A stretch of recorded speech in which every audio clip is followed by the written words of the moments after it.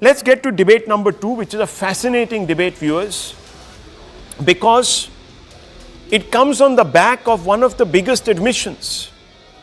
After the Congress party roared into power in Karnataka by promising guarantees, 5 or 6 guarantees to the people.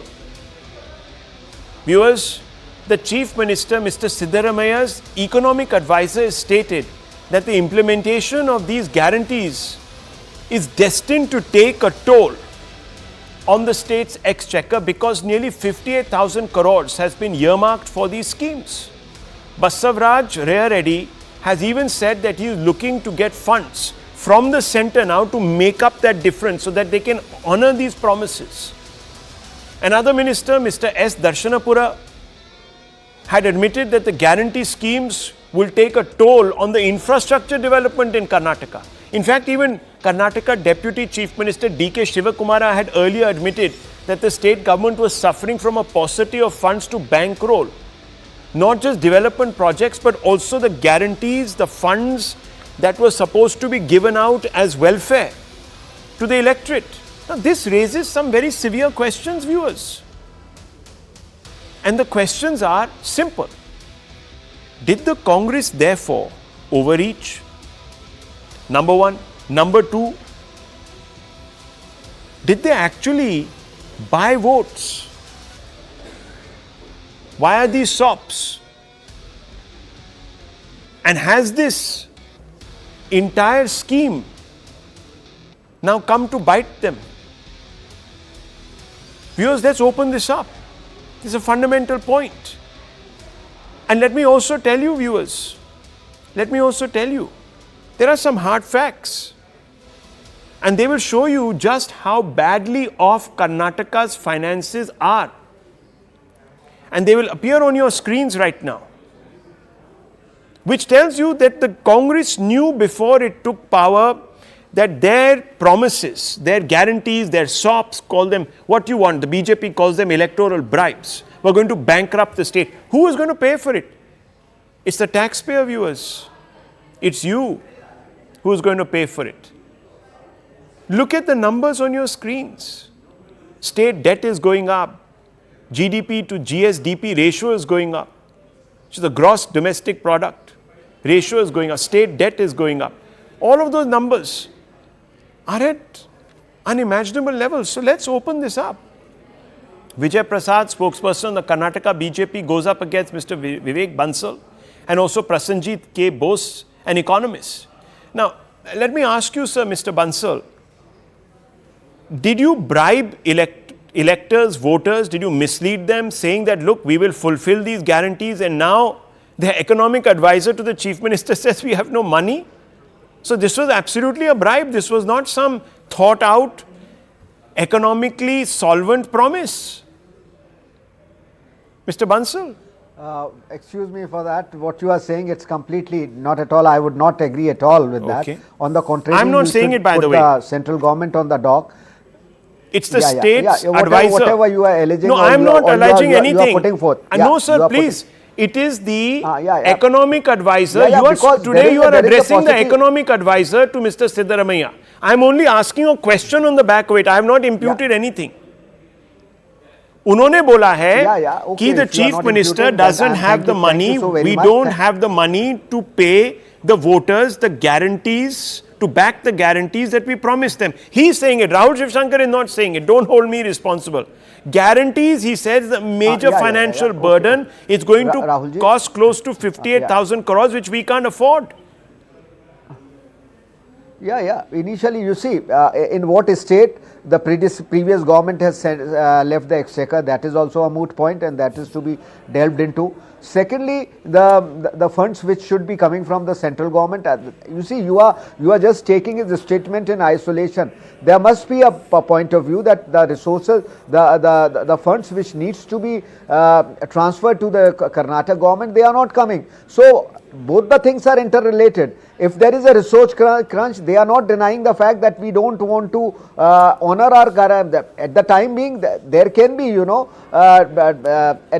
temporary resource crunch can be there, and on account of there, at the moment they must have seized, or they must have been, all these guarantees must be suffering on that account. But as soon as sir, excuse me, Mr. advisor Bansal, or whosoever, I'm sorry, the economic wizard there of you are the a little state wrong, government must be, because Mr. Basavaraj Raya Reddy says the following. He is saying very clearly, 5 guarantees have become a huge financial burden for Karnataka. He is not talking about center resources, irrespective of center resources. he is, you see, he is an advisor to the Karnataka Chief Minister, so he is giving a matter of fact that at the moment we are. But that is what it is, sir. You are not expecting him to lie. He has to speak on facts. No. So you don't agree. What I am saying is that we have to go further ahead. We have to go further ahead in the sense that what was the state of the exchequer at the time of the this government succeeded, and at what level the resources were left in the exchequer by the previous BJP government. spokesperson Secondly, needs to respond to you. You should. Let me ask him this question. You left them broke. You left them broke. Now you're not giving them the money, says the Congress spokesperson here. You left them broke. You left them a depleted exchequer. And number 2, you are not giving them vital central resources that they can use to honor their commitments. Please respond to this. Rahul, I would like to make first single point. When we left, Karnataka was ranked number 1 state consecutive for 3 continuous years by the Niti Aayog. And the moment we made way for the Congress government, the first thing what Congress did was to stop the 14 schemes of the BJP government. See, when you have a failed and visionless leader who has more losses to his credit than winning, tell me, how can you have a scheme that will be successful? When you announce a scheme, Rahul, you just have to win elections. Just to win elections, how can it be successful? Your policies and schemes should reach the target people and should have far-reaching effect on their daily life. See, Rahul, there is a huge difference between the schemes launched by Modi and the Congress. No, sir. Let's one second.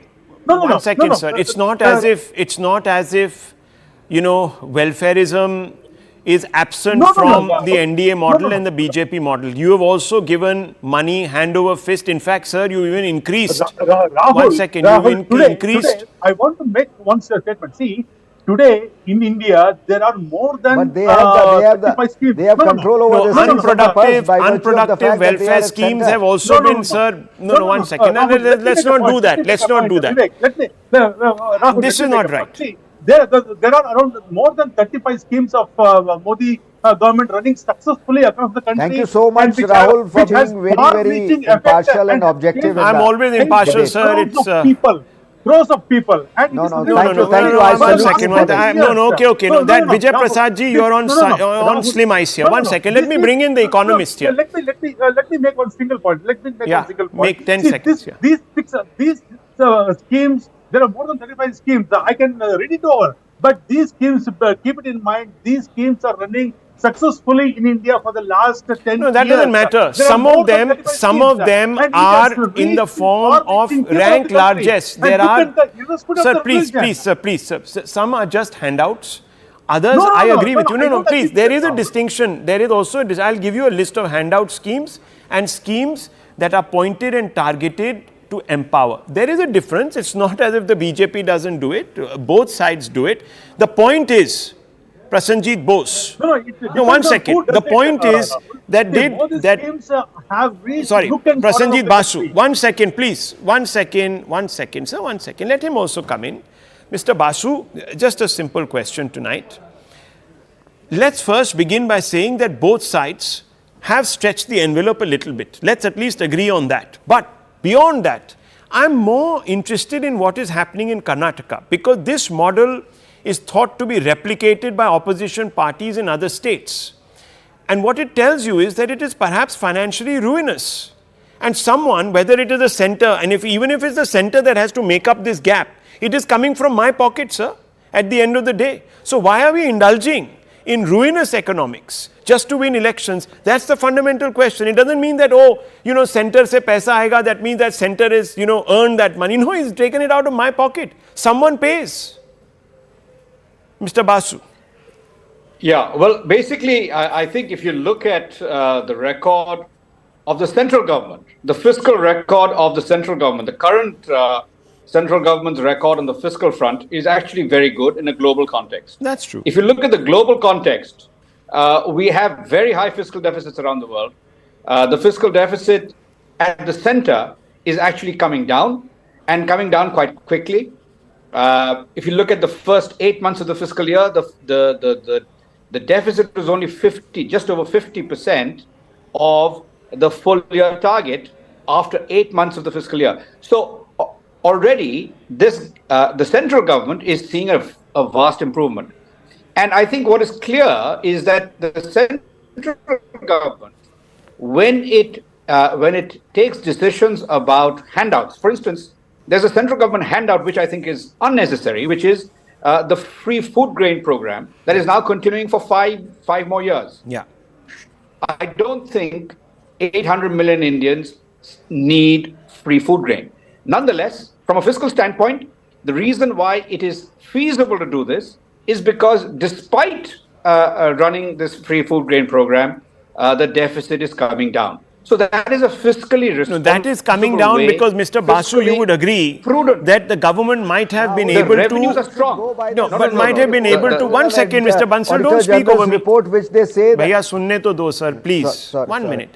Mr. Basu, so let me just come to Mr. the Basu, states. one of the reasons is that it is feasible is because indirect taxes, direct taxes, indirect taxes specifically are being obviously collected in higher numbers, and the ambit of indirect taxes is increasing. So someone is actually paying. You and I are actually paying.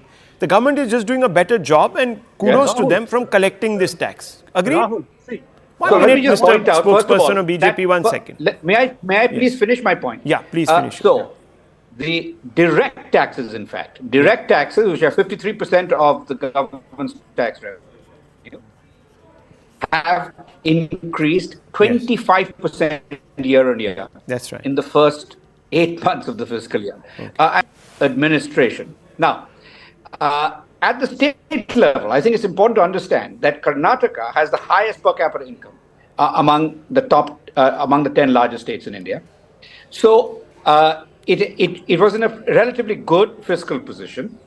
The central government has transferred in the year to date a substantial amount to the states, all states together.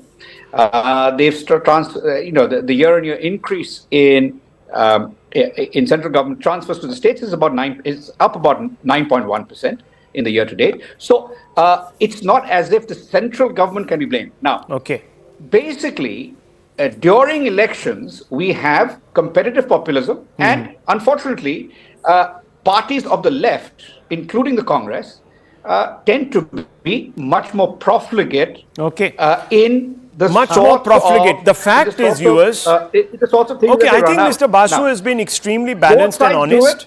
Both sides do it. I think he's being very balanced. He's being very honest with all of us. Yes, viewers, the point is, and we have to become very careful and astute as voters. Let me tell you, this program is about educating us as voters, because look, they will promise a lot. If they can't meet the budgetary allocation to fund these schemes, something else will be cut. Now, you know what is happening in Karnataka, viewers? The government is now asking private entrepreneurs to come forward from their CSR budgets. CSR budgets, 1 second, sir, CSR budgets, to contribute funds from those budgets to build roads and maintain them. Now, CSR budgets, viewers, corporate social responsibility, go towards other welfare. So, some welfare is going to be trimmed. This money, if it is diverted, it's very bad precedent.